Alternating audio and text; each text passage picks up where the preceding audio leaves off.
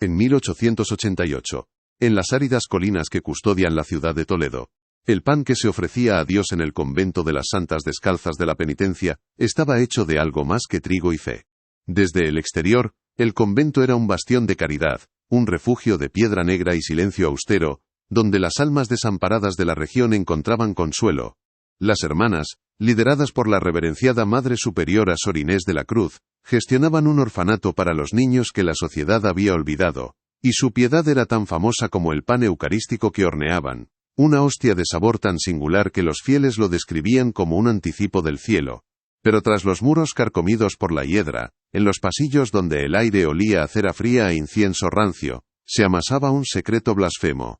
Una verdad tan atroz que, más de un siglo después, su hedor aún se aferra a las ruinas, un miasma de santidad pervertida y hambre profana, que el tiempo no ha conseguido purgar. Los cimientos de aquel lugar no solo soportan el peso de la piedra, sino también el de los huesos menudos y las oraciones jamás respondidas. La historia que estás a punto de escuchar fue enterrada por décadas, y hay quien prefiere que continúe así. Inscríbete ahora. Si no lo haces, quedarás entre los que ignoraron el aviso cuando éste llamase a su puerta. Hoy, el convento de las Santas Descalzas no es más que un esqueleto arquitectónico. Una silueta dentada contra el cielo implacable de Castilla. La naturaleza ha reclamado lo que la fe abandonó. La hiedra se abre paso por las grietas como venas oscuras, estrangulando las gárgolas que lloran polvo en lugar de agua. El viento gime a través de las ventanas vacías. Un lamento perpetuo que los lugareños más ancianos confunden con los llantos de los niños perdidos. Nadie se acerca al caer la noche. Se dice que el aire se vuelve denso, pesado, y que un olor dulzón y metálico, como de carne cocinada con especias y miedo, emana de las profundidades del sótano. Es un lugar muerto que se niega a descansar, un mausoleo a cielo abierto donde cada piedra parece susurrar una advertencia. El silencio aquí no es paz. Es la quietud opresiva de una tumba, la pausa eterna tras un grito ahogado. El sol blanquea los muros, pero nunca parece penetrar la oscuridad que se ha enquistado en su misma esencia, como una mancha de sangre en un sudario. En los pueblos cercanos, la historia del convento sobrevive, pero mutada, despojada de su horrible veracidad y convertida en un cuento de chimenea. La llaman la leyenda de las Hermanas del Hambre, una fábula macabra para asustar a los niños desobedientes. Cuentan que unas monjas, enloquecidas por la hambruna, se comían a los huérfanos que no rezaban con suficiente fervor. Es folclore, dicen los escépticos, una exageración gótica nacida de la superstición y el aislamiento del lugar. Sin embargo, en un rincón oscuro de la memoria colectiva, la historia respira con una vida propia. Algunos ancianos, al pasar cerca de las ruinas, todavía se santiguan con un gesto rápido y temeroso. Y en las noches de luna nueva, manos anónimas dejan pequeños trozos de pan en las grietas del muro exterior. No saben por qué lo hacen. Es un ritual heredado, una ofrenda inconsciente para apaciguar algo que duerme allí dentro, un intento vano de alimentar a los niños que, según la leyenda, todavía tienen hambre. Este gesto, más que cualquier archivo, es el primer testamento de que algo terrible sucedió en aquel lugar sagrado. Nuestra investigación comienza no en esas ruinas, sino en el silencio casi litúrgico del Archivo Diocesano de Toledo, un laberinto de estanterías que huelen a papiro, cuero y tiempo encapsulado. Aquí, el doctor Mateo Vargas pasa sus días. No es un hombre de púlpito ni de milagros. Su fe reside en la tinta, en la caligrafía de los muertos, en la verdad tangible que se puede encontrar entre las páginas de un legajo olvidado. Es un archivista eclesiástico, un meticuloso historiador de herejías, un hombre cuya vida transcurre en el eco de los siglos. Su mundo es de un orden monacal. El susurro del papel al pasar la página, el haz de luz de su lámpara cortando la penumbra, el peso de los secretos que la Iglesia ha decidido preservar y olvidar al mismo tiempo. Vargas no busca demonios ni santos.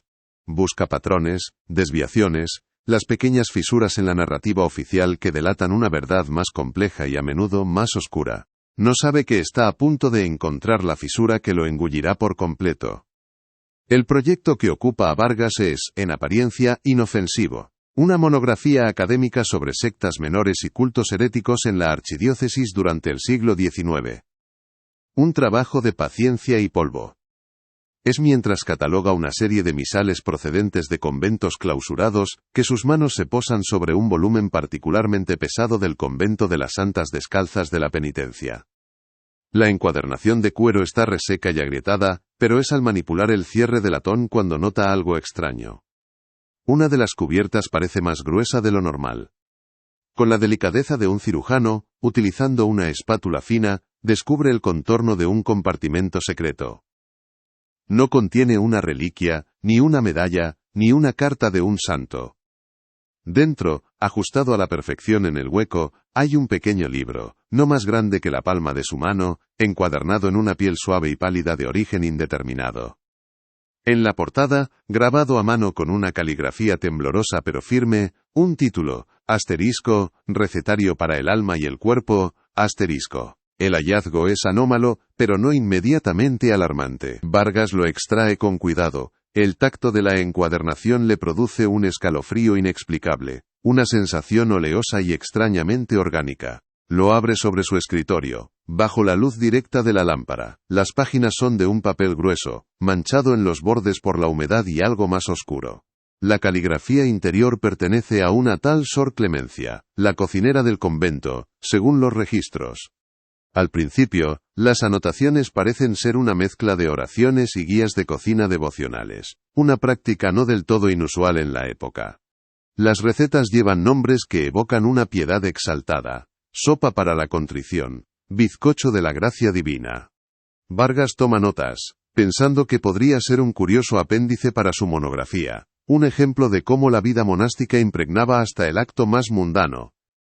Pero a medida que avanza, los títulos se vuelven más extraños, más inquietantes, rozando lo blasfemo: estofado de la inocencia, caldo de la pureza, manjar de querubín.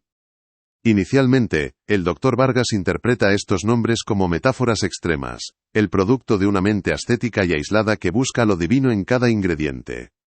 Inocencia podría referirse al cordero lechal, pureza, a la leche recién ordeñada, querubín, quizás a una pieza de caza especialmente tierna.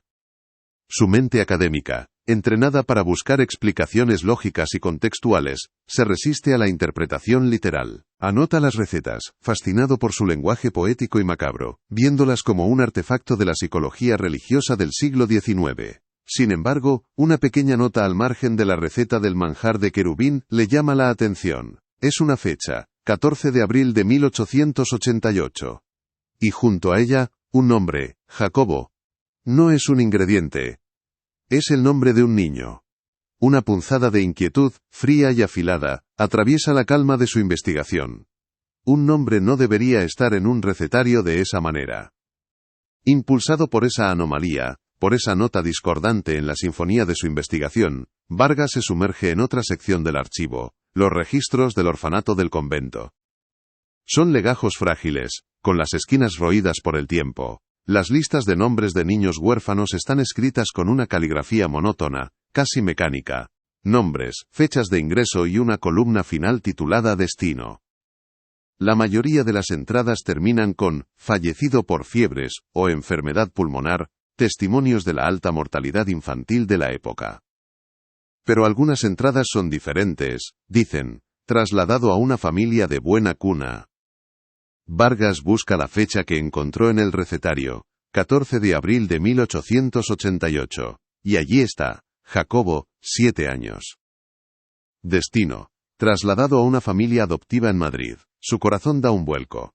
La coincidencia es demasiado precisa, demasiado perfecta. El sabor celestial del pan de las hermanas empieza a adquirir un regusto amargo en su imaginación. El archivista comienza entonces un trabajo febril, una obsesiva labor de cotejo que se prolonga durante días y noches. Cruza cada fecha del recetario para el alma y el cuerpo, con los registros de salida del orfanato. El patrón que emerge es innegable, una correspondencia matemática del horror. Cada vez que una receta con un nombre blasfemo aparece en el diario de Sor Clemencia, un niño desaparece de los registros del orfanato bajo el pretexto de una adopción. Estofado de la inocencia, fechado el 3 de mayo de 1887, coincide con el traslado de Ana de 6 años. Caldo de la pureza, del 11 de septiembre de 1887, con la partida de Miguel, de 8. La lista continúa. una letanía macabra que transforma el recetario de Sor Clemencia en un libro de contabilidad de la muerte. Las familias adoptivas, investiga Vargas, no existen. No hay registros de ellas en Madrid, ni en Toledo, ni en ningún otro lugar. Son fantasmas de tinta, coartadas para un vacío inexplicable. El trabajo consume a Mateo Vargas, el archivo, antes su refugio, se convierte en una cripta. El silencio ya no es pacífico, sino que parece cargado de susurros infantiles. Duerme poco, alimentado por el café negro y una creciente sensación de pavor.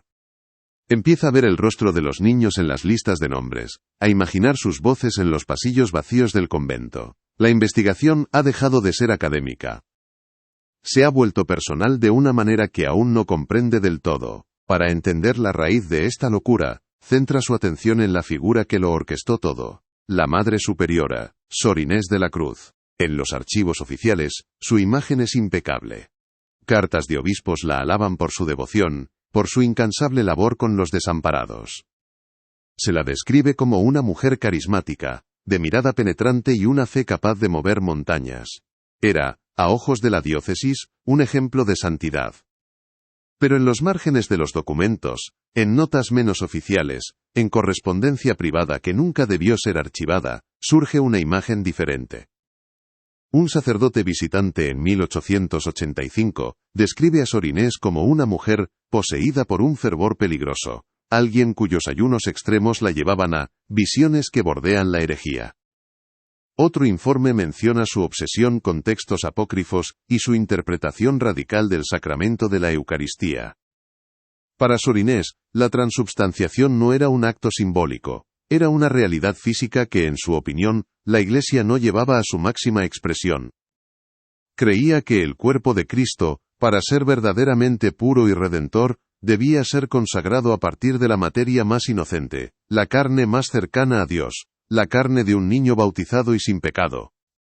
No era una idea que le llegó de repente, sino una convicción que se fue cociendo a fuego lento en el horno de su fanatismo. El descubrimiento decisivo llega en forma de un paquete de cartas atado con una cinta de seda descolorida. Es la correspondencia cifrada entre Sor Inés y un tal obispo Valeriano, un teólogo que fue excomulgado por sus ideas radicales y que se convirtió en el confesor y mentor secreto de la Madre Superiora. En estas cartas, escritas con una tinta que parece haber absorbido la oscuridad de sus intenciones, discuten abiertamente su sacramento corpóreo. Valeriano la alienta, la provee de justificaciones teológicas retorcidas, citando pasajes bíblicos fuera de contexto para validar su abominable plan. Hablan de la materia prima más pura, y de la transubstanciación definitiva, un acto que, según ellos, no solo alimentaría a los fieles con el cuerpo de Cristo, sino que garantizaría la salvación inmediata de los niños sacrificados, elevándolos directamente al cielo sin tener que pasar por las tribulaciones de una vida terrenal. Para Sor Inés y su pequeño círculo de hermanas cómplices, no estaban cometiendo un asesinato. En sus mentes delirantes, estaban llevando a cabo el acto de caridad más sublime, el sacrificio supremo. Estaban salvando a esas almas del fango del mundo, de la pobreza, la enfermedad y el pecado, convirtiéndolas en parte literal del cuerpo de su Salvador. El orfanato no era un coto de caza, sino un jardín donde cultivaban las almas más puras para la cosecha sagrada. La revelación golpea a Vargas con la fuerza de una blasfemia. El horror no reside únicamente en el canibalismo, sino en la sinceridad de la fe que lo impulsó. No era la obra de monstruos que disfrutaban del mal, sino de fanáticos que habían corrompido el concepto de amor divino, hasta convertirlo en su opuesto más monstruoso. El convento no era un matadero, era un altar. En medio de esta espiral de horror, la investigación da un giro inesperado y brutalmente personal. Vargas, queriendo entender el contexto social de la época, revisa sus propios archivos familiares. Sabe por historias de su abuela que una hermana de esta, una tía bisabuela suya llamada Lucía, quedó huérfana muy joven, y fue enviada a una institución religiosa cerca de Toledo, a finales de la década de 1880. Nunca más se supo de ella. La familia asumió que había muerto de alguna de las muchas enfermedades que diezmaban a la población infantil. Con manos temblorosas, Vargas busca su nombre en los registros del orfanato de las Santas Descalzas. Y allí está. Lucía Vargas, ingresada en 1888, a la edad de 6 años. La búsqueda de la verdad histórica se ha convertido, de repente, en la resolución de un fantasma en su propio árbol genealógico. El abismo que estaba estudiando le ha devuelto la mirada, y en su fondo ha visto el reflejo de su propia sangre. El peso de este descubrimiento lo obliga a salir del archivo, a abandonar el refugio de los documentos y enfrentarse a la realidad física del convento. Necesita estar allí, pisar el suelo donde su pariente dio sus últimos pasos, respirar el aire que contiene los ecos de su voz. El viaje a las ruinas es un peregrinaje sombrío. El sol de la tarde castellana cae a plomo, pero al acercarse a la silueta del edificio, un frío antinatural parece emanar de sus muros. Aparca el coche y se acerca a pie, con el recetario de Sor Clemencia en su maletín como si fuera una reliquia maldita. La puerta principal, de roble macizo, cuelga de un solo gozne, una boca desdentada que invita a entrar en las entrañas de la bestia. Da el primer paso y el silencio del interior lo envuelve, un silencio denso, palpable, preñado de historia y de dolor. El interior es un caos de decadencia. El suelo del vestíbulo está cubierto de escombros y hojas secas que crujen bajo sus pies como huesos viejos. La luz se filtra a través de los vitrales rotos de la capilla proyectando manchas de colores enfermos sobre las paredes desconchadas, donde aún se adivinan los contornos de frescos de santos con los ojos borrados por la humedad. Vargas avanza por los pasillos, cada paso resonando en la quietud como un martillazo. Pasa por el refectorio, donde las largas mesas de madera yacen volcadas, cubiertas de una gruesa capa de polvo que parece nieve sucia. Imagina a los niños sentados allí, comiendo su magra ración, cantando sus cánticos, sin saber que sus cuidadoras los veían no como almas que proteger, sino como ingredientes que cosechar. La atmósfera es tan opresiva que le cuesta respirar. Guiado por una intuición macabra, busca la cocina. La encuentra en el sótano, al final de una escalera de piedra resbaladiza por el musgo. El aire aquí abajo es notablemente más frío, y el olor que los lugareños describen se hace presente. Un aroma dulzón, casi empalagoso, con un trasfondo metálico, como el de la sangre vieja. La cocina es una estancia abovedada, una caverna de horror culinario. En el centro, una pesada mesa de despiece de mármol. Su superficie surcada por innumerables cortes y teñida de un color rojizo oscuro que ninguna limpieza ha podido borrar. Del techo cuelgan ganchos de carnicero oxidados, balanceándose suavemente en la corriente de aire que se cuela por una rendija. Y contra la pared del fondo, dominándolo todo, se alza el horno de leña. Su boca, negra y cavernosa, parece una entrada al infierno, un portal oscuro que ha devorado la inocencia y ha exhalado cenizas de blasfemia. Vargas se acerca a la mesa de mármol, la toca con la punta de los dedos. Está helada, abre el maletín y saca el recetario de Sor Clemencia. Lo abre por la última página, la que contiene la última receta registrada antes del abrupto cierre del convento en el invierno de 1888. El título es casi ilegible: Hostia angelical. Las instrucciones son breves, precisas, escalofriantes en su normalidad. Y al final, como en las otras, una fecha y un nombre. La fecha corresponde al día en que los registros oficiales del orfanato indican que una epidemia de tifus se desató, obligando a clausurar la institución y a enterrar a los fallecidos en una fosa común. Pero Vargas sabe que no hubo ninguna epidemia. Y el nombre escrito junto a la fecha, con la caligrafía pulcra y obediente de Sor Clemencia, es Lucía, su tía bisabuela. La última ofrenda para el sacramento de la carne. En ese instante, en la penumbra de la cocina maldita, la historia cobra vida a su alrededor. Ya no ve ruinas, sino la escena final. La noche es gélida, la capilla iluminada solo por velas negras que arrojan sombras danzantes. Sor Inés, con los ojos brillantes de éxtasis fanático, eleva la hostia angelical, en la misa final. Un pequeño círculo de hermanas y unos pocos acólitos selectos, miembros de la élite local que conocían y participaban del secreto, esperan con la boca abierta para recibir la comunión. Y desde el coro, ajenos a todo, los últimos niños del orfanato cantan alabanzas a un Dios cuya casa se ha convertido en su tumba. El sonido de sus voces infantiles, puras e inocentes, se mezcla con el crepitar de las velas y el silencio de la nieve que cae fuera, cubriendo el convento con un sudario blanco. Es el acto final de una tragedia sagrada, la apoteosis de una fe devoradora. Si esta revelación te heló la sangre, escribe alerta en los comentarios y deja tu like.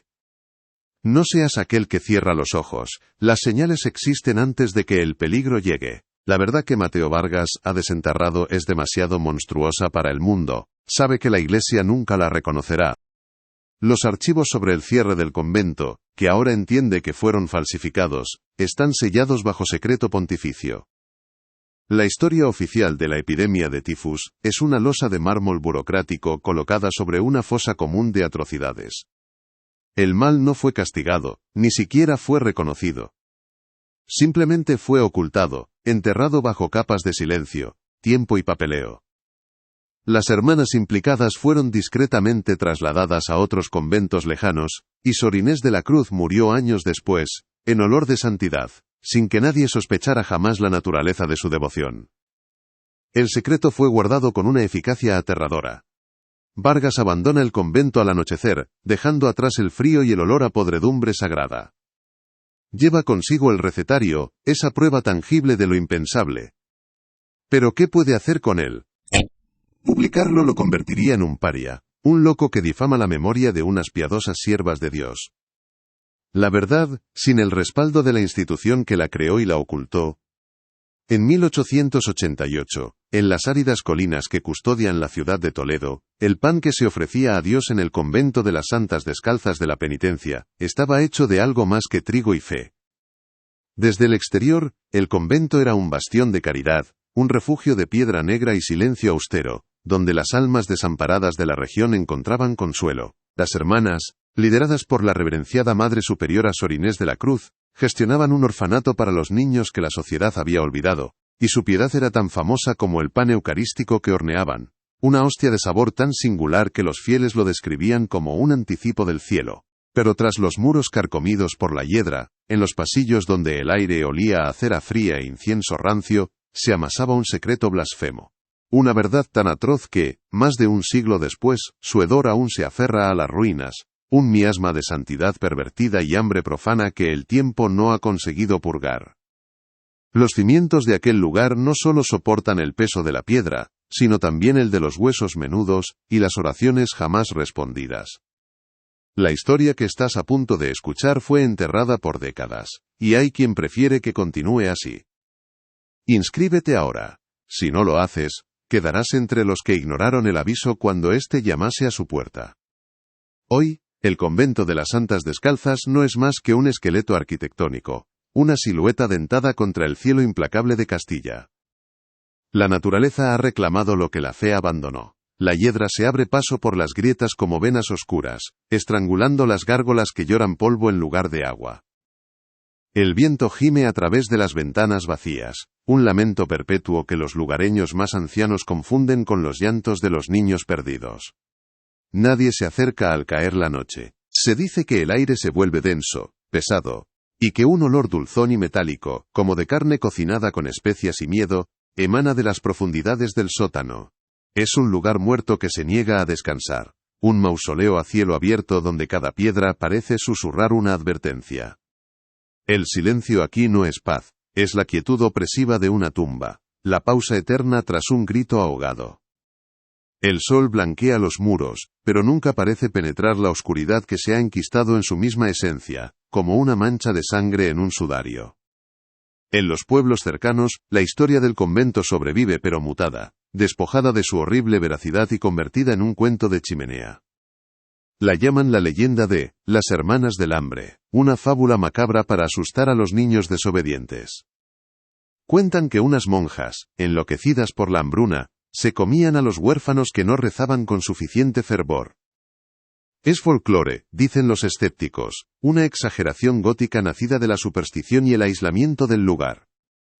Sin embargo, en un rincón oscuro de la memoria colectiva, la historia respira con una vida propia. Algunos ancianos, al pasar cerca de las ruinas, todavía se santiguan con un gesto rápido y temeroso. Y en las noches de luna nueva, manos anónimas dejan pequeños trozos de pan en las grietas del muro exterior. No saben por qué lo hacen. Es un ritual heredado, una ofrenda inconsciente para apaciguar algo que duerme allí dentro. Un intento vano de alimentar a los niños que, según la leyenda, todavía tienen hambre. Este gesto, más que cualquier archivo, es el primer testamento de que algo terrible sucedió en aquel lugar sagrado. Nuestra investigación comienza no en esas ruinas, sino en el silencio casi litúrgico del Archivo Diocesano de Toledo, un laberinto de estanterías que huelen a papiro, cuero y tiempo encapsulado. Aquí, el doctor Mateo Vargas pasa sus días. No es un hombre de púlpito ni de milagros. Su fe reside en la tinta, en la caligrafía de los muertos, en la verdad tangible que se puede encontrar entre las páginas de un legajo olvidado. Es un archivista eclesiástico, un meticuloso historiador de herejías, un hombre cuya vida transcurre en el eco de los siglos. Su mundo es de un orden monacal. El susurro del papel al pasar la página, el haz de luz de su lámpara cortando la penumbra, el peso de los secretos que la Iglesia ha decidido preservar y olvidar al mismo tiempo. Vargas no busca demonios ni santos.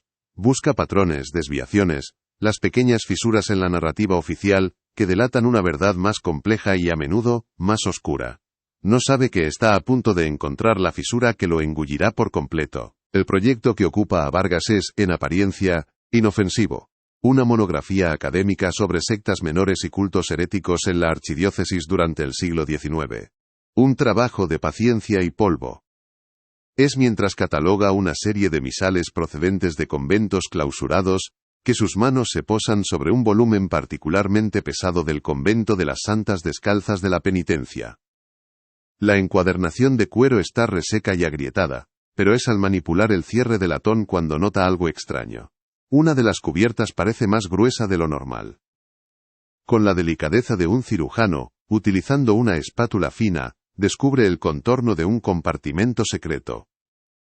No contiene una reliquia, ni una medalla, ni una carta de un santo.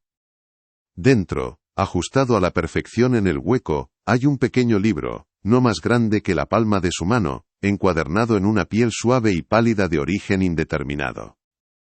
En la portada, grabado a mano con una caligrafía temblorosa pero firme, un título, asterisco recetario para el alma y el cuerpo, asterisco.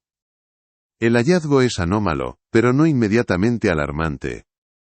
Vargas lo extrae con cuidado, el tacto de la encuadernación le produce un escalofrío inexplicable, una sensación oleosa y extrañamente orgánica.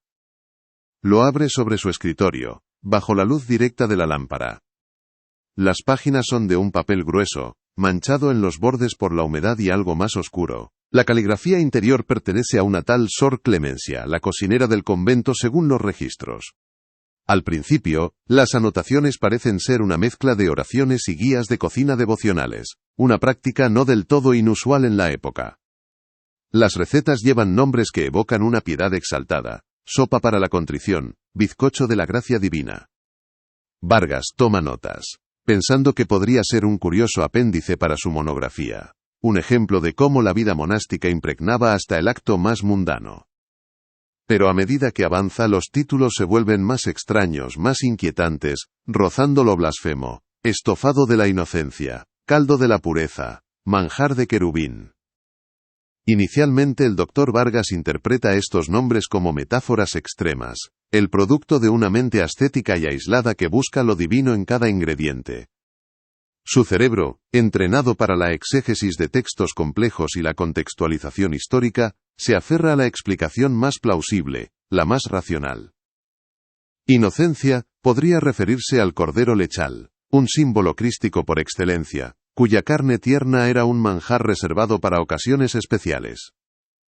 Pureza tendría que ser una alusión a la leche recién ordeñada de las cabras del convento, o quizás a la harina más blanca y tamizada, despojada de cualquier impureza. ¿Y querubín?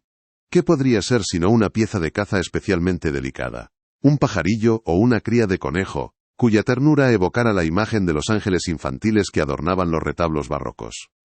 Anota estas interpretaciones en su cuaderno con la caligrafía pulcra y metódica que lo caracteriza, fascinado por lo que considera un artefacto único de la psicología religiosa del siglo XIX, un ejemplo perfecto de cómo la fe puede impregnar y transfigurar hasta el acto más mundano y carnal como es el de la cocina. Para él, en ese momento el recetario es un poema macabro, no un manual de atrocidades. Su mente académica, un mecanismo de relojería afinado por años de estudio entre legajos y pergaminos, trabaja incansablemente para construir un andamiaje lógico alrededor del hallazgo. Cataloga el pequeño libro como un diario devocional culinario, una categoría que él mismo inventa para dar cabida a la extrañeza del objeto.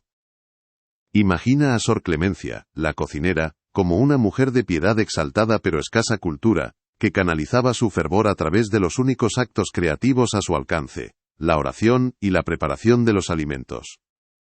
Los nombres de las recetas serían su forma de santificar su trabajo, de elevar el pan y el estofado a la categoría de ofrenda divina. Vargas se siente casi conmovido por esta imagen, la de una monja anónima encontrando una forma tan peculiar de expresar su fe en un entorno de rigurosa austeridad. Se permite incluso una pequeña sonrisa de erudito, la de quien ha descubierto una pequeña joya, una nota a pie de página en la gran historia de la espiritualidad española, que nadie más había sabido ver. El tacto de la encuadernación, esa piel pálida y suave, sigue resultándole extraño, pero lo archiva en su mente como una excentricidad más de la época, quizás piel de cabrito o de un animal nonato. Sin embargo, a pesar de sus esfuerzos por mantener la objetividad del historiador, una sensación de desasosiego se niega a abandonarlo. Es como una nota discordante en una melodía por lo demás armoniosa, un zumbido de fondo que perturba el silencio del archivo. Hay algo en la caligrafía de Sor Clemencia, en la forma en que la tinta se aferra al papel grueso, que le transmite una urgencia, una gravedad que no encaja con la simple poesía devocional. Las recetas no están escritas con la alegría de la fe, sino con la precisión metódica de un boticario o un verdugo. Cada medida, cada tiempo de cocción, cada instrucción para el despiece está anotado con una frialdad que contradice la exaltación de los títulos. Es una disonancia que su subconsciente registra mucho antes de que su mente consciente esté dispuesta a aceptarla.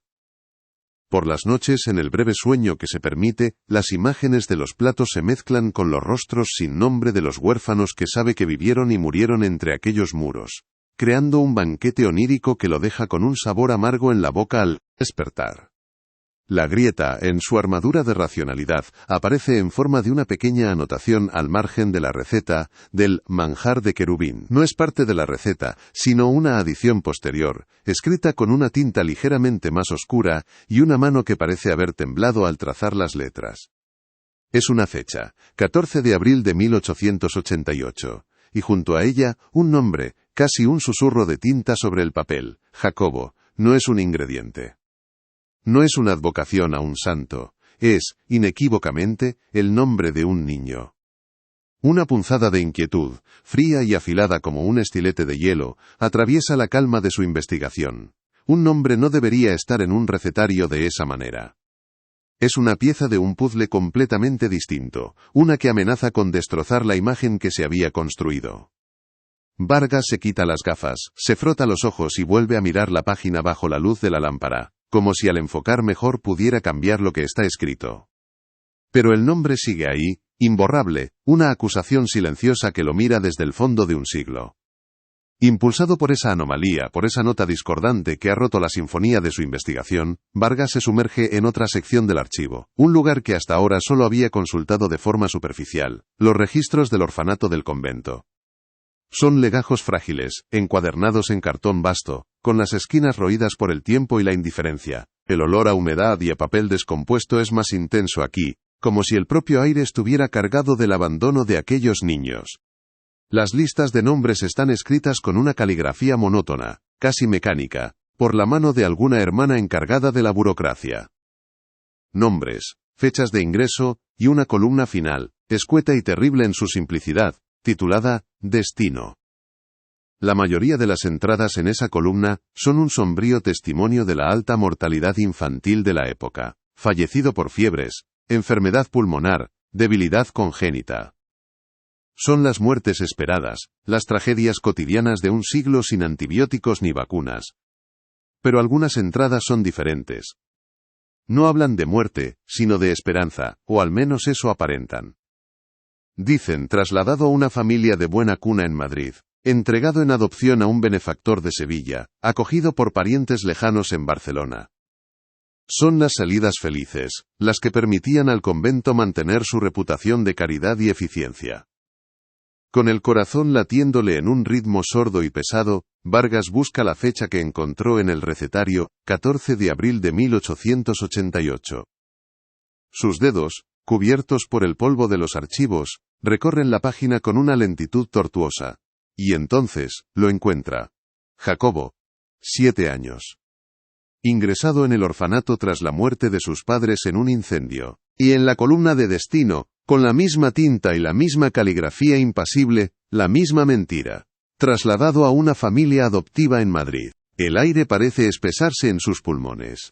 La coincidencia es demasiado precisa, demasiado perfecta para ser ignorada. El sabor celestial del famoso pan de las hermanas empieza a adquirir un regusto amargo y metálico en su imaginación. El archivista comienza entonces un trabajo febril, una obsesiva y metódica labor de cotejo que se prolonga durante días que se funden con las noches. El archivo, antes su refugio de orden y conocimiento, se transforma en una cripta, un laberinto de pasillos silenciosos donde cada legajo parece un epitafio. Extiende los registros del orfanato sobre una gran mesa, y a su lado, coloca el recetario para el alma y el cuerpo de Sor Clemencia, abierto como un animal diseccionado bajo la luz cruda de su lámpara. Con una regla y un lápiz, traza líneas entre los dos documentos, conectando fechas con nombres, recetas con desapariciones. El patrón que emerge es innegable, una correspondencia matemática del horror que se dibuja ante sus ojos con la claridad de una pesadilla. Cada vez que una receta con un nombre blasfemo aparece en el diario de la cocinera, un niño desaparece de los registros del orfanato bajo el piadoso pretexto de una adopción que nunca existió. La lista se va completando. Una letanía macabra que transforma el recetario de Sor Clemencia en un libro de contabilidad de la muerte. Estofado de la inocencia, fechado el 3 de mayo de 1887, coincide con el traslado de Ana, de 6 años, una niña descrita en las notas de ingreso como de cabello rubio y ojos del color del cielo. Caldo de la pureza, del 11 de septiembre de 1887, se alinea perfectamente con la partida de Miguel, de 8 años, un niño que había llegado al convento apenas 2 meses antes. Pastel de los olvidados, 2 de diciembre de 1887, se corresponde con la desaparición simultánea de 2 hermanos, Luis y Pedro, de 5 y 7 años, de quienes el registro solo dice que fueron acogidos juntos por una familia sin hijos. La correlación es absoluta, implacable. Cada plato en el recetario tiene su contrapartida en un nombre tachado de la lista de los vivos. El horror ya no es una sospecha, es una certeza documentada, escrita con la misma tinta que firmaba las alabanzas y las oraciones. Para asegurarse, para eliminar cualquier atisbo de duda que su mente racional aún pudiera albergar, Vargas dedica una semana entera a investigar la existencia de esas familias adoptivas. Escribe cartas, hace llamadas, consulta los archivos civiles y parroquiales de Madrid, Sevilla, Barcelona y otras ciudades mencionadas en los registros. La respuesta es siempre la misma: un silencio administrativo, un vacío documental. No hay rastro de las familias de buena cuna, ni de los benefactores caritativos.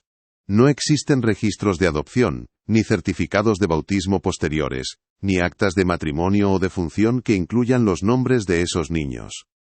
Son fantasmas de tinta coartadas cuidadosamente construidas para ocultar un vacío inexplicable. Los niños no fueron trasladados. Simplemente, se desvanecieron dentro de los muros del convento de las Santas Descalzas. La burocracia de la Iglesia, normalmente tan meticulosa, se había convertido en cómplice de su desaparición, creando una ficción que nadie, en más de un siglo, se había molestado en cuestionar. El trabajo consume a Mateo Vargas de una forma que ninguna investigación lo había hecho antes. El archivo, su santuario, se convierte en su celda de aislamiento. El silencio ya no es pacífico, sino que parece cargado de los susurros ahogados de los niños de la lista. Duerme poco, acosado por pesadillas en las que asiste a banquetes servidos en vajillas de plata, donde los platos principales tienen los rostros de Ana, Miguel y Jacobo. Se alimenta de café negro y de una creciente sensación de pavor, que se le ha instalado en el estómago como una úlcera fría. Ha dejado de ser un historiador que observa el pasado desde una distancia segura. Ahora es un testigo, un oyente de confesiones que nunca fueron pronunciadas en voz alta. Empieza a ver el rostro de los niños en las manchas de humedad de las paredes, a imaginar sus risas y sus llantos resonando en los pasillos vacíos del convento, un coro fantasma que solo él puede oír. La investigación ha dejado de ser académica, se ha vuelto visceral, personal, de una manera que aún no comprende del todo. Para entender la raíz de esta locura organizada, de esta atrocidad cometida en nombre de Dios, centra su atención en la figura que tuvo que orquestarlo todo, la pastora de aquel rebaño de corderos y lobos, la Madre Superiora, Sor Inés de la Cruz. En los archivos oficiales de la diócesis, su imagen es impecable, casi hagiográfica.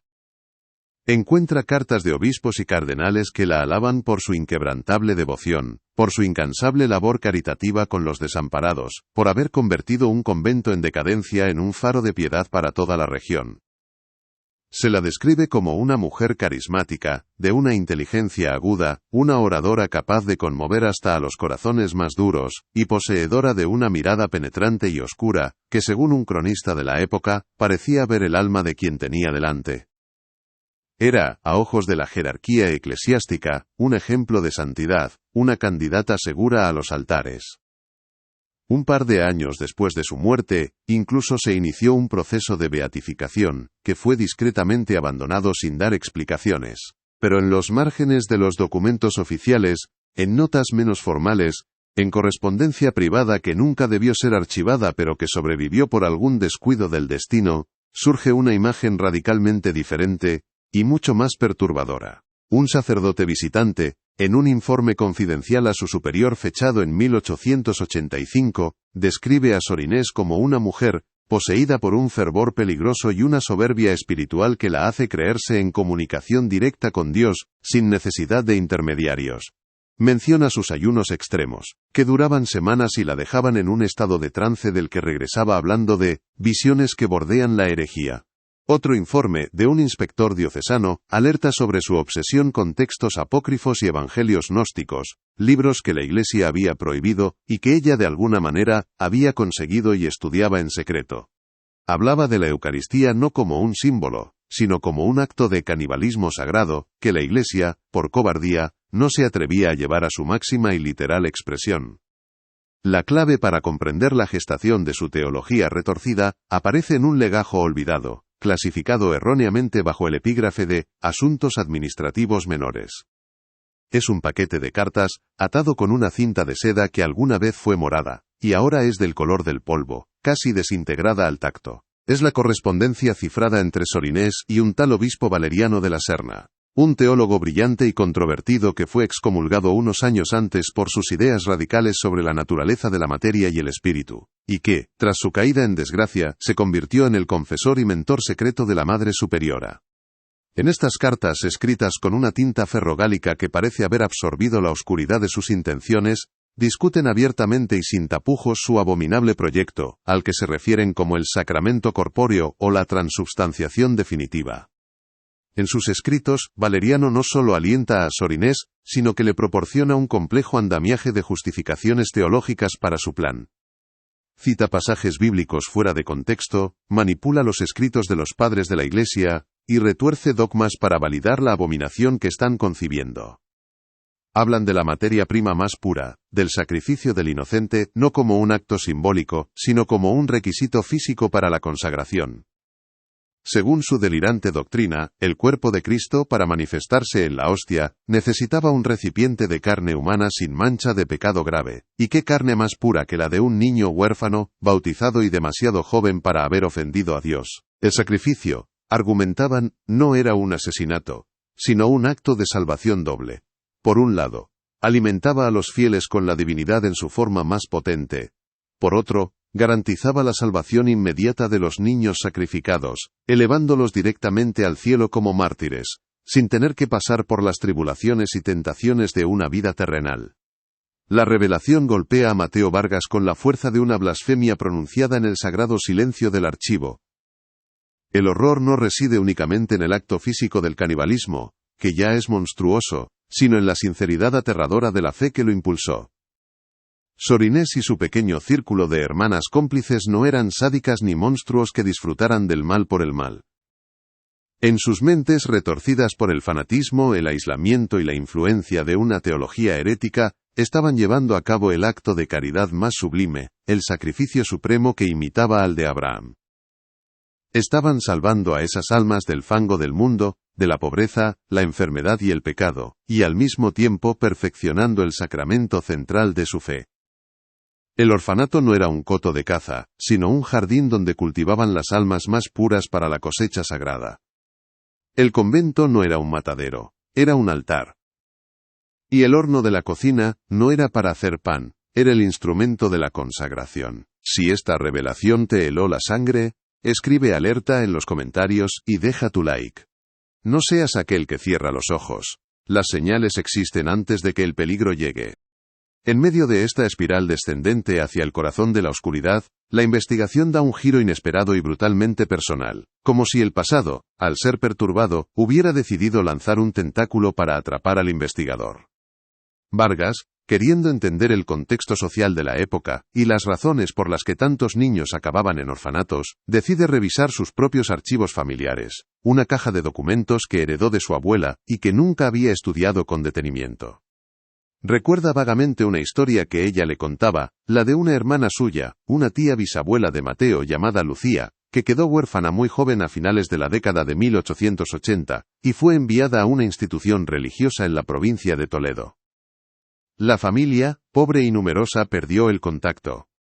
Con el tiempo, asumieron que había muerto de alguna de las muchas enfermedades que diezmaban a la población infantil, una tragedia silenciosa y común, una más entre tantas. Con las manos temblorosas, una sensación que no había experimentado nunca en su trabajo, Vargas busca el nombre de su pariente en los registros del orfanato de las Santas Descalzas de la Penitencia. El corazón le martillea contra las costillas, un tambor fúnebre en el silencio del archivo. Hojea las últimas páginas del registro, las correspondientes al año 1888, el último año de funcionamiento del convento. Y allí está, escrito con la misma caligrafía impersonal que los demás. Lucía Vargas, ingresada el 2 de septiembre de 1888 a la edad de 6 años. La descripción es breve, huérfana de padre y madre, de buena salud y disposición piadosa. La búsqueda de la verdad histórica, una empresa intelectual y distante, se ha convertido de repente en la resolución de un fantasma que habita en su propio árbol genealógico. El abismo que estaba estudiando con fascinación académica le ha devuelto la mirada, y en su fondo oscuro, ha visto el reflejo de su propia sangre. El peso de este descubrimiento lo aplasta, el aire del archivo se vuelve irrespirable, las paredes parecen encogerse a su alrededor. Necesita salir de allí, abandonar el refugio de los documentos y enfrentarse a la realidad física del lugar donde todo sucedió. Necesita pisar el suelo donde su pariente dio sus últimos pasos, respirar el aire que todavía contiene los ecos de su voz infantil.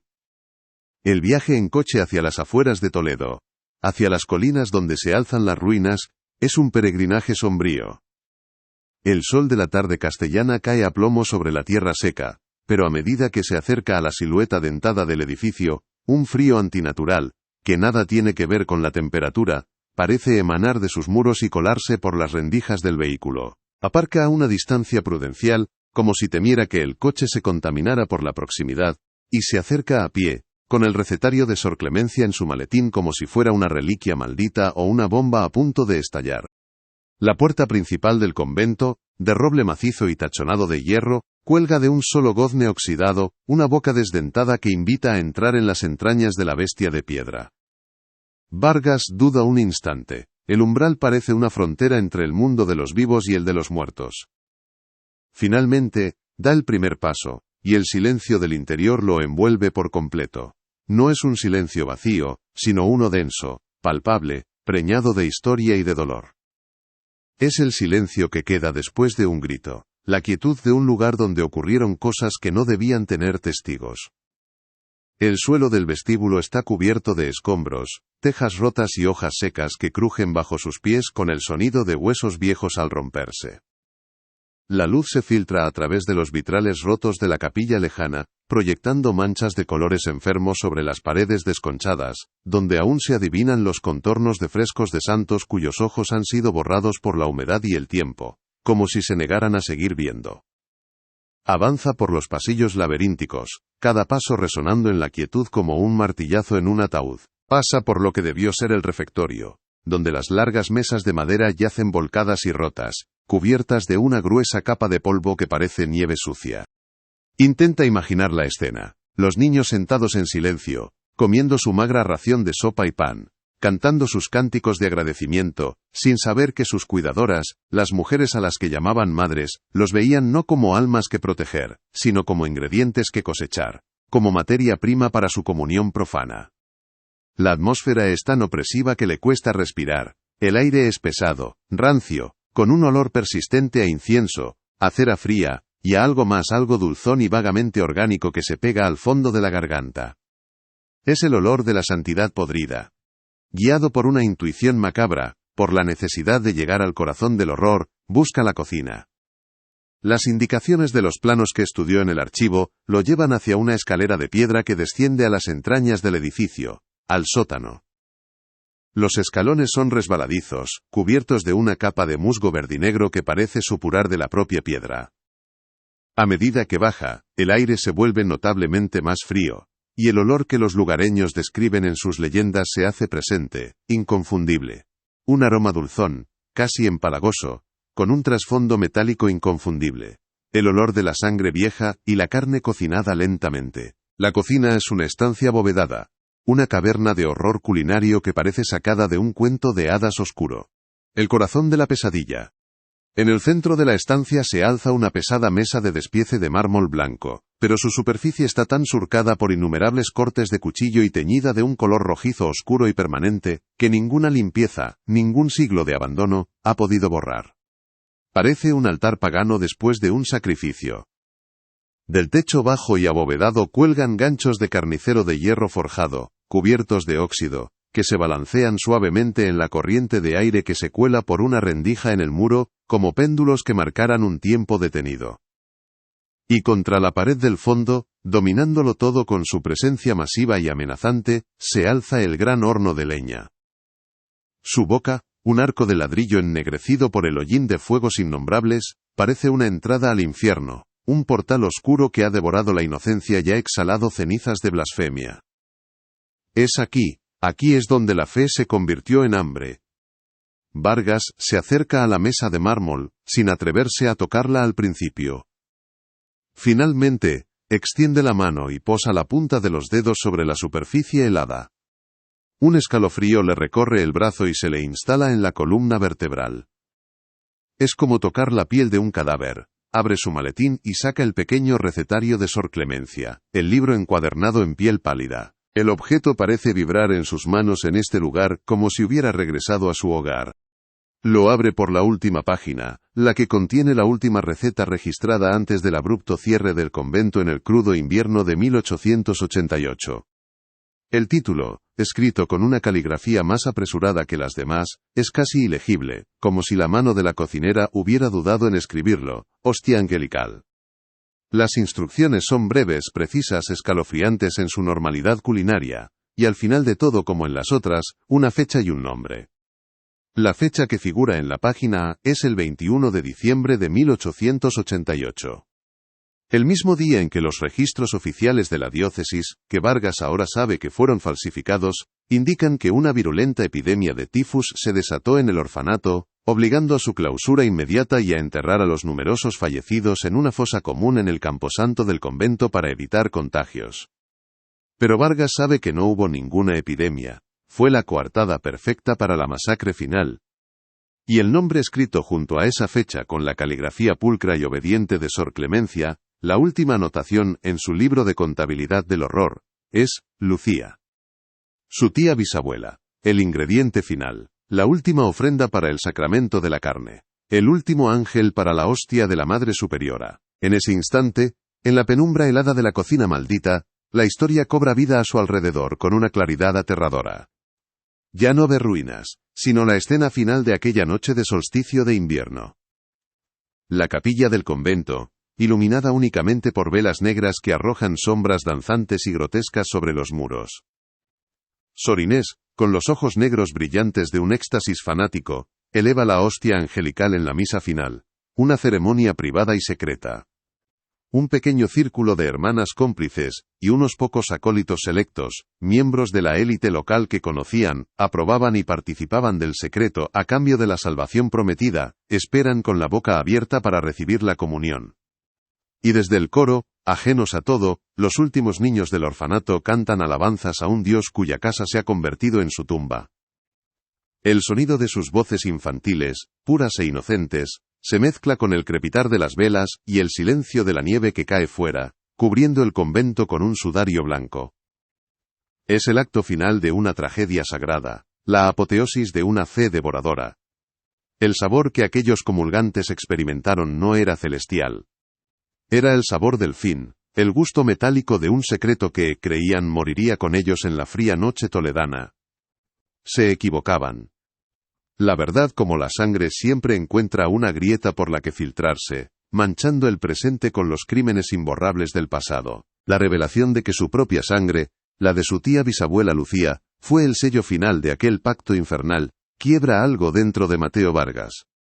La distancia profesional, el escudo de objetividad académica que siempre había interpuesto entre él y los horrores que estudiaba, se hace añicos, dejándolo expuesto y vulnerable. El archivo ya no es un santuario de conocimiento, sino una catacumba de papel, y cada legajo, cada registro, le parece ahora un epitafio personal. El nombre de Lucía, trazado con la caligrafía obediente de Sor Clemencia, se ha grabado a fuego en su mente.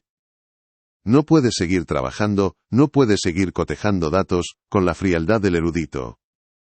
El fantasma de una niña de 6 años se ha sentado a su lado en la penumbra del archivo, y su silencio exige algo más que una nota a pie de página en una monografía. Exige un testigo. Exige un peregrinaje. Debe ir al convento. Debe pisar la tierra donde su familia fue profanada, respirar el aire que su antepasada respiró por última vez. La investigación ha muerto, ha nacido una expiación.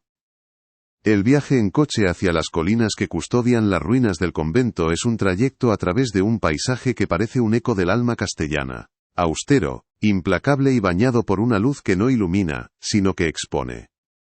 El sol de la tarde cae a plomo sobre los campos ocres y las encinas retorcidas, un sol que blanquea los huesos y agrieta la tierra. A medida que se acerca, la silueta del convento de las Santas Descalzas emerge en el horizonte, no como un edificio, sino como una herida en el perfil de la colina, una dentellada de piedra negra contra el azul cobalto del cielo. Hay una zona de silencio que rodea el lugar, una frontera invisible que los pájaros parecen evitar, y donde el viento parece cambiar de tono, volviéndose más grave, más lastimero. Vargas aparca a una distancia que le parece prudencial, sintiendo un frío irracional a pesar del calor que emana del asfalto. El mal tiene su propia geografía, su propia climatología, y él está a punto de adentrarse en su epicentro. Cada paso que da hacia los muros derruidos, es un paso hacia el pasado. La grava cruje bajo sus zapatos, el único sonido en un silencio opresivo. La fachada del convento, con sus ventanas vacías como cuencas oculares, parece observarlo. La hiedra, con sus garras leñosas, se aferra a la piedra como si intentara mantener unidos los restos del edificio, o quizás, como si intentara contener la oscuridad que supura de su interior. El aire huele a polvo, a piedra caliente y a tomillo silvestre, pero bajo esos aromas se esconde una nota discordante, un efluvio subterráneo, dulzón y persistente, que su mente identifica inmediatamente con el olor que imaginó al leer las recetas de Sor Clemencia. No es el olor de la muerte que es limpio y final, es el olor de la profanación, que es pegajoso y eterno. Se detiene ante la puerta principal, o lo que queda de ella, un portal oscuro que parece exhalar un aliento helado, una invitación a la cripta. Al cruzar el umbral, el mundo exterior desaparece, la luz del sol es devorada por la penumbra, y la temperatura desciende varios grados de forma abrupta. El silencio aquí dentro es diferente. Es un silencio acústico, pesado, como si el propio aire estuviera acolchado con capas de secretos y dolor. Sus pasos, que fuera sonaban nítidos, aquí resuenan con un eco húmedo y profundo, como si caminara por el fondo de un pozo. El vestíbulo es un caos de vigas caídas y baldosas rotas, un campo de batalla donde el tiempo ha sido el único vencedor. Avanza con la cautela de quien camina sobre una tumba, sintiendo el peso de innumerables ojos invisibles sobre él. No está solo. Lo acompañan las ausencias, las presencias negativas de todos aquellos cuyas vidas fueron truncadas entre estos muros. Cada mota de polvo que flota en los haces de luz enferma parece el vestigio de un alma desintegrada. Su primer destino es la capilla, el espacio que debió ser el corazón espiritual del convento. La encuentra al final de un largo pasillo flanqueado por celdas cuyas puertas han sido arrancadas. La nave está abierta al cielo. El techo se derrumbó hace décadas, dejando el altar mayor expuesto a los elementos. La lluvia y el sol han borrado casi por completo los frescos del ábside, pero aún se adivinan las figuras de ángeles con las caras desfiguradas por la erosión, llorando lágrimas de moho. El gran crucifijo que debió presidir el altar ha desaparecido, pero la mancha más oscura en la pared revela su silueta. Un fantasma de madera y fe. Vargas se para en el centro de la nave bajo el cielo abierto, e intenta imaginar las misas, los cánticos, las oraciones. Pero la única liturgia que su mente puede concebir es la final, la del solsticio de invierno de 1888, una ceremonia iluminada por velas negras en la que Dios no era el invitado de honor, sino la principal víctima de la blasfemia. Continúa su exploración, moviéndose como un sonámbulo a través de un sueño febril. Atraviesa el claustro, cuyo patio central ha sido invadido por una maleza espinosa y agresiva que ha estrangulado la fuente de mármol. Pasa por el refectorio, donde las largas mesas de madera yacen volcadas, cubiertas por una pátina de polvo tan espesa que parece un sudario. Se detiene un momento, imaginando las filas de niños sentados, sus cabezas inclinadas en una oración de gracias por la comida que era, en realidad, parte de un ciclo caníbal. ¿Llegaron a sospechar algo? ¿Notaron el sabor extraño en el pan? ¿La textura inusual en el estofado? ¿O la inocencia es una ceguera tan profunda que puede convivir con el horror sin reconocerlo? La pregunta lo atormenta, porque sabe que la obediencia y el hambre pueden hacer que un niño acepte cualquier cosa de la mano que le da de comer, incluso su propia sentencia. Finalmente, encuentra la escalera que desciende al sótano. Es una espiral de piedra estrecha y húmeda que se hunde en la oscuridad.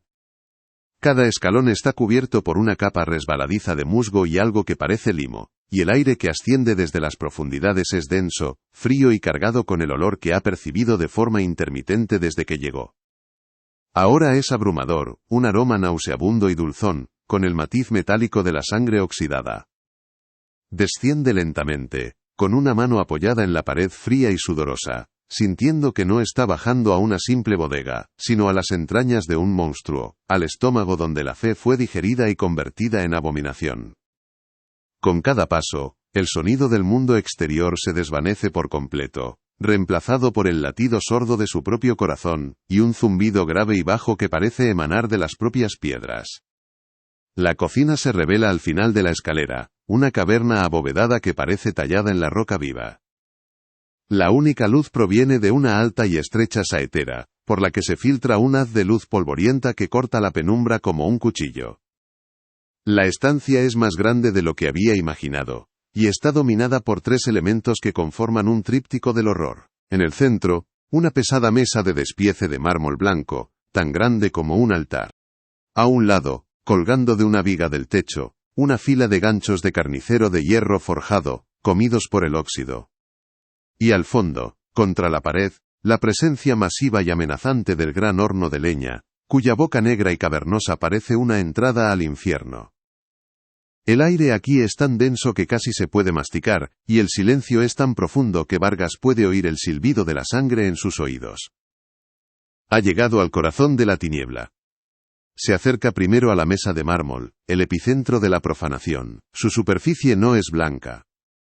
Está veteada de manchas de un color pardo rojizo, tan profundas que parecen formar parte de la propia piedra. Innumerables cortes y muescas la surcan en todas direcciones, un mapa caótico de la violencia metódica que tuvo lugar sobre ella. Vargas extiende la mano, pero se detiene a centímetros de la superficie. Tocarla le parece una profanación en sí misma, como poner la mano sobre la lápida de una tumba colectiva.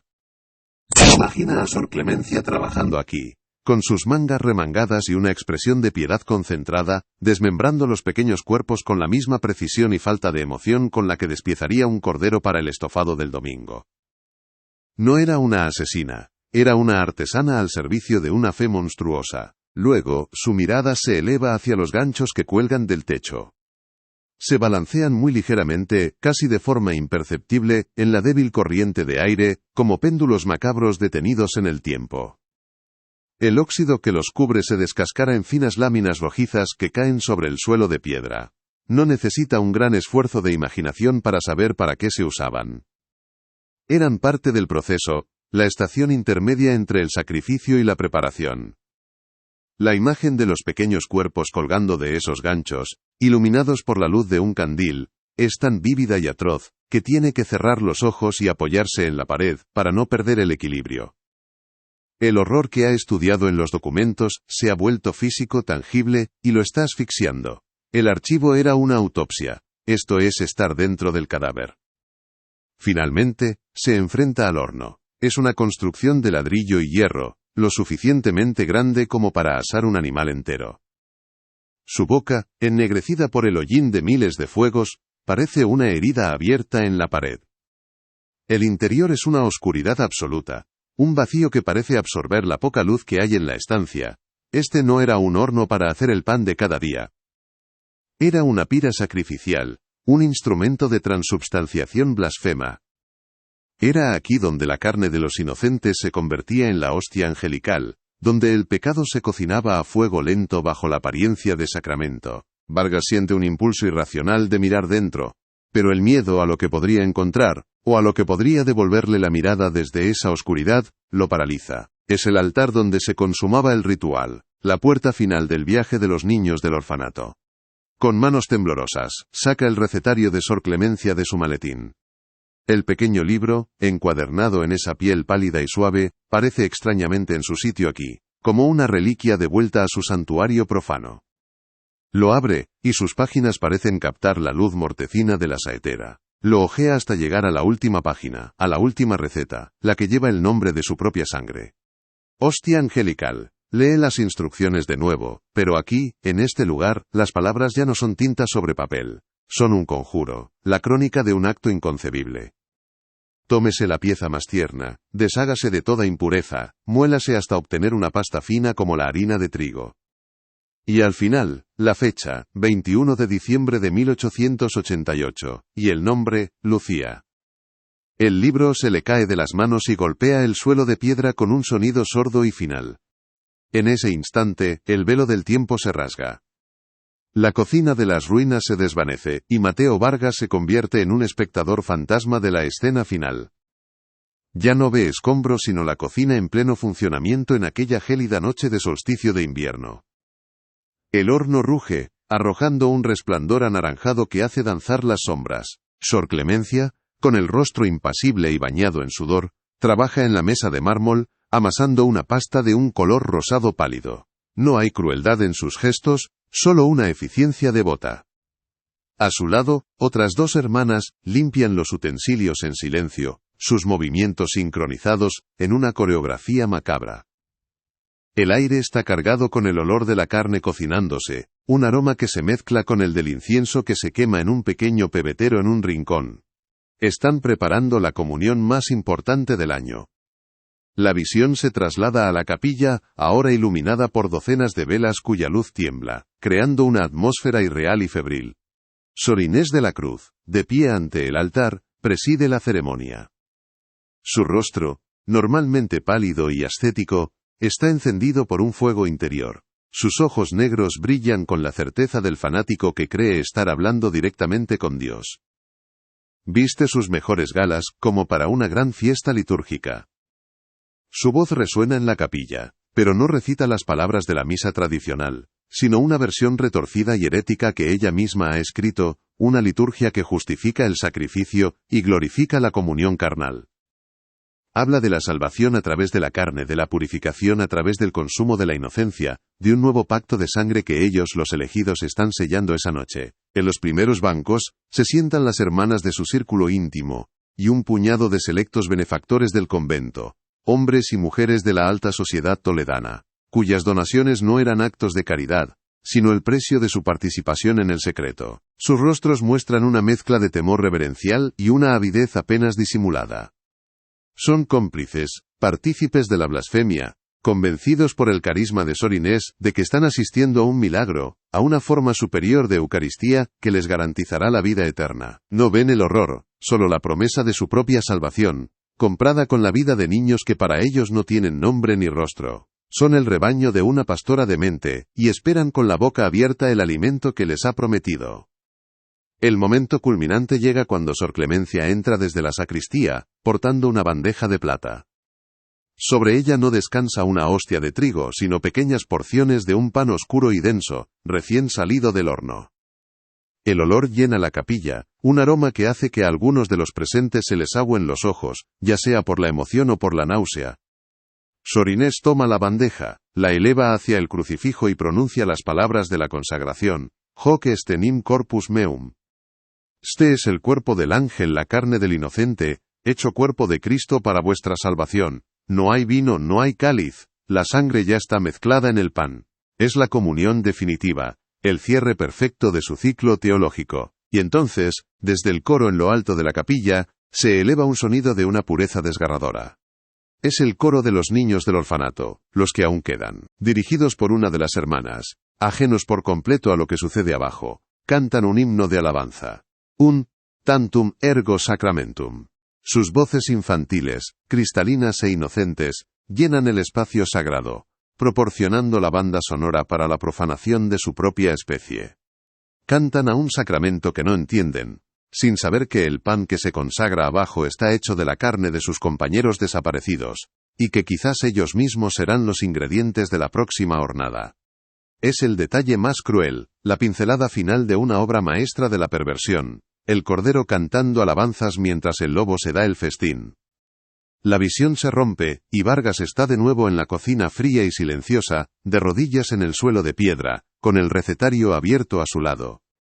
El sudor frío le empapa la camisa, y un sollozo seco se le escapa del pecho. Ahora lo sabe todo. No como un historiador que lee documentos, sino como un testigo que ha visto la verdad. Ha visto el rostro de su tía bisabuela Lucía en la masa que Sor Clemencia amasaba, ha oído su voz en el coro de los condenados. El mal que investigaba ha dejado de ser una abstracción para convertirse en una herida abierta en su propia historia familiar. La verdad no lo ha liberado, lo ha encadenado para siempre a la memoria de estos muros, a los fantasmas de los niños que cantaban mientras eran devorados. Se levanta, recogiendo el libro del suelo con un cuidado casi reverencial. Ya no es una prueba, es el testamento de los perdidos. Al salir de la cocina y ascender por la escalera de caracol, el aire del exterior le parece extrañamente limpio, el sol casi benévolo. Pero sabe que es una ilusión. La oscuridad que ha encontrado en el sótano del convento no se queda confinada en sus muros, se la lleva consigo, impregnada en su ropa, en su piel, en su alma. El mundo ya no es el mismo, porque ahora sabe de qué son capaces los seres humanos cuando la fe se pudre y se convierte en hambre. El convento, con su silencio, ha pronunciado su confesión, y él es el único que la ha escuchado. Ahora comprende el origen de la leyenda local, el cuento de las hermanas del hambre. No es folclore, es historia.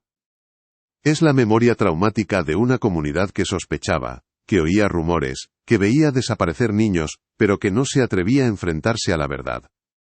La leyenda es la forma en que la verdad sobrevivió, disfrazada de cuento de terror para poder ser contada sin ser creída.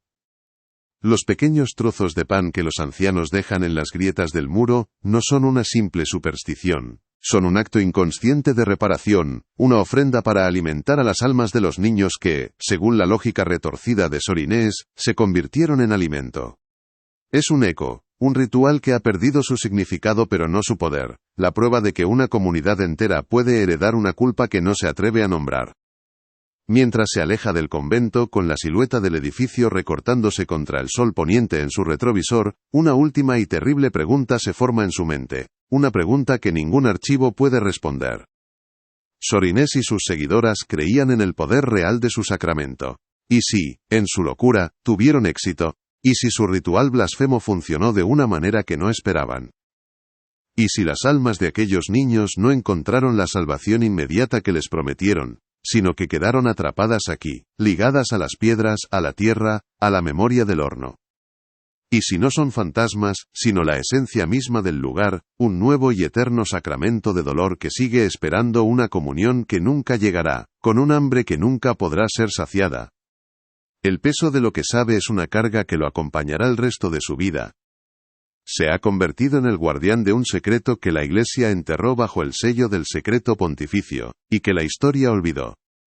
Ha dado un nombre a su fantasma familiar, Lucía, pero al hacerlo ha convocado a docenas de otros fantasmas sin nombre, que ahora lo seguirán en el silencio de su archivo. La investigación ha terminado, pero su verdadera condena acaba de empezar. La de saber que el mal no siempre lleva el rostro de un demonio, sino que a veces se esconde tras el velo de una monja, y te ofrece el pan de la salvación, sin decirte que está hecho con los huesos de tus hijos. La verdad que Mateo Vargas ha desenterrado es demasiado monstruosa para el mundo. Sabe que la Iglesia nunca la reconocerá. Los archivos sobre el cierre del convento, que ahora entiende que fueron una elaborada farsa para encubrir la verdad, están sellados bajo secreto pontificio, inaccesibles para siempre. La historia oficial de la epidemia de tifus es una losa de mármol burocrático colocada sobre una fosa común de atrocidades silenciadas. El mal no fue castigado, ni siquiera fue reconocido. Simplemente fue ocultado, reasignado, enterrado bajo capas de silencio, tiempo y papeleo eclesiástico. Las hermanas implicadas fueron discretamente trasladadas a otros conventos lejanos, y Sor Inés de la Cruz murió años después, en olor de santidad, sin que nadie sospechara jamás la verdadera naturaleza de su devoción extrema.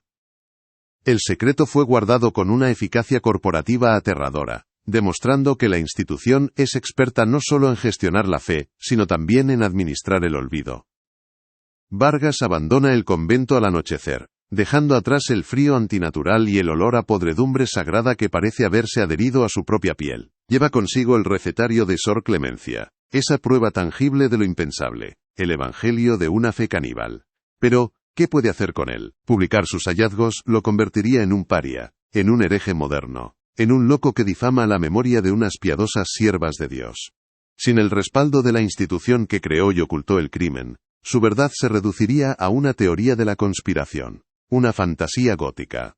Se enfrentaría a la maquinaria legal y teológica de una organización con 2 milenios de experiencia en aplastar disidencias. La verdad, sin poder para respaldarla, es solo un grito en el desierto, y él está completamente solo. De vuelta en la soledad de su estudio, rodeado de los libros y documentos que antes eran su consuelo, y ahora parecen cómplices silenciosos, Vargas se da cuenta de la verdadera naturaleza de su descubrimiento.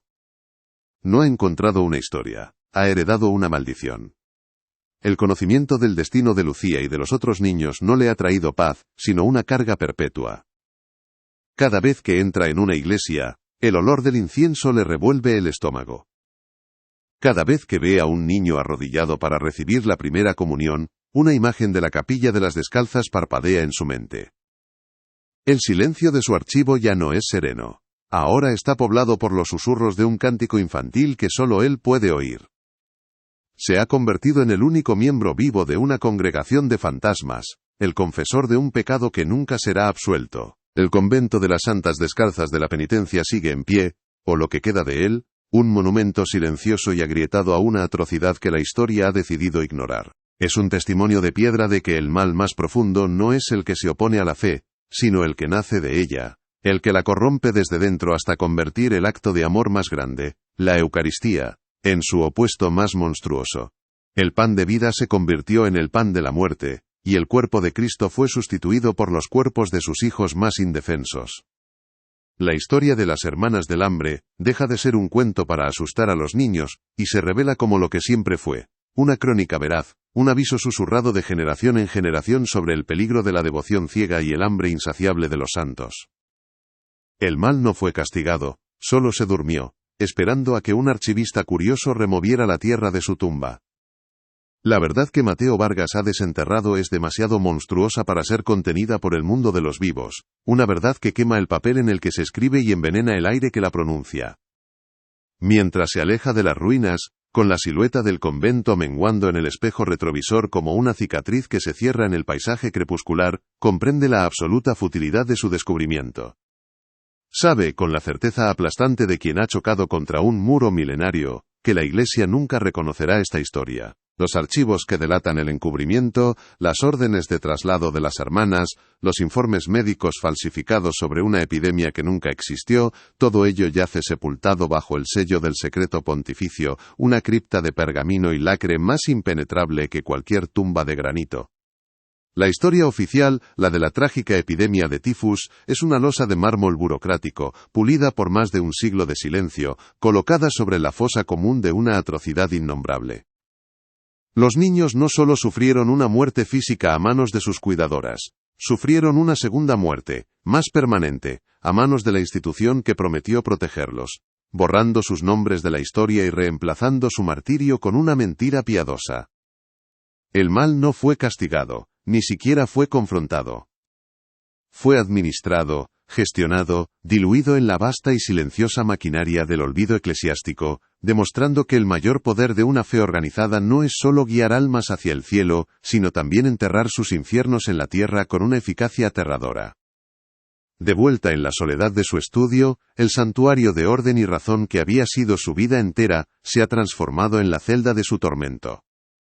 El olor familiar del papel viejo y la tinta ferrogálica, que antes era para él el perfume del conocimiento, ahora le huele a incienso rancio y a carne cocinada. El silencio del archivo, antes un lienzo en blanco para sus pensamientos, ahora es un vacío que se llena con el eco de un coro fantasma, las voces cristalinas de niños cantando alabanzas mientras el horno de la cocina ruge en la distancia. El nombre de Lucía, su tía bisabuela, ya no es una simple anotación en un árbol genealógico. Es una presencia constante a su lado, el rostro de todos los niños sacrificados, el recordatorio de que la sangre que corre por sus venas está inextricablemente ligada a la que manchó la mesa de mármol del convento. La investigación ha terminado, pero su verdadera condena acaba de empezar, la de ser el único guardián de un secreto que lo consume, el confesor de un pecado que nunca será absuelto. Cada vez que entra en una iglesia, no puede evitar ver las sombras de Sor Inés, en el rostro de las estatuas de las santas. Cada vez que oye la campanilla de la consagración, su mente la sustituye por el sonido de un cuchillo de despiece golpeando la piedra. La verdad no lo ha liberado, lo ha encadenado para siempre a la memoria de aquellos muros, convirtiéndolo en el único miembro vivo de una congregación de fantasmas. Ahora comprende el origen y la persistencia de la leyenda local, el cuento de las hermanas del hambre, que las abuelas susurran para asustar a los niños desobedientes. No es folclore, es la memoria traumática de una comunidad que sabía, o al menos sospechaba, pero que no se atrevía a enfrentarse a una verdad tan monstruosa protegida por el poder de la Iglesia. La leyenda es la cicatriz que la historia deja en la imaginación popular, una forma de recordar lo que es demasiado terrible para ser documentado, disfrazando la verdad de fábula para que pueda sobrevivir sin ser aplastada. Los pequeños trozos de pan que los ancianos del pueblo aún dejan en las grietas del muro exterior, ya no le parecen una simple superstición. Son un acto inconsciente de reparación, una ofrenda para alimentar a las almas de los niños que, según la lógica retorcida de Sor Inés, se convirtieron en alimento. Es un eco ritual que ha perdido su significado explícito pero no su poder simbólico, la prueba de que una comunidad entera puede heredar una culpa que no se atreve a nombrar, un intento desesperado y perpetuo de apaciguar un hambre que sienten en el aire, un hambre que emana de las piedras y que el tiempo no ha logrado saciar. El mal, en su forma más eficiente y duradera, no fue castigado, fue reubicado. Mateo Vargas, revisando con una nueva y amarga lucidez los registros posteriores, descubre el destino de las cómplices. Sor Clemencia, la cocinera de la muerte, fue trasladada a un remoto monasterio en los Pirineos, donde se ganó una reputación por su ascetismo y su dedicación a la cocina para los pobres, muriendo décadas después con fama de santidad. Las otras hermanas del círculo íntimo fueron dispersadas por toda España, enviadas a misiones lejanas o a conventos de clausura estricta, sus votos de silencio convertidos en la garantía final de que el secreto moriría con ellas. Y Sor Inés de la Cruz, la arquitecta de la herejía, fue ascendida a abadesa de una prestigiosa orden en Roma, donde su carisma y su fervor, ahora cuidadosamente canalizados, le ganaron la admiración de cardenales y obispos. Murió en su cama, anciana y venerada, sin que una sola sombra de sospecha empañara su legado. La institución no purgó el mal, lo podó, lo trasplantó y lo ocultó bajo nuevas capas de piedad, demostrando que el pecado más grande que puede cometer un miembro de la corporación no es la herejía o el asesinato, sino el escándalo que amenaza la integridad del conjunto.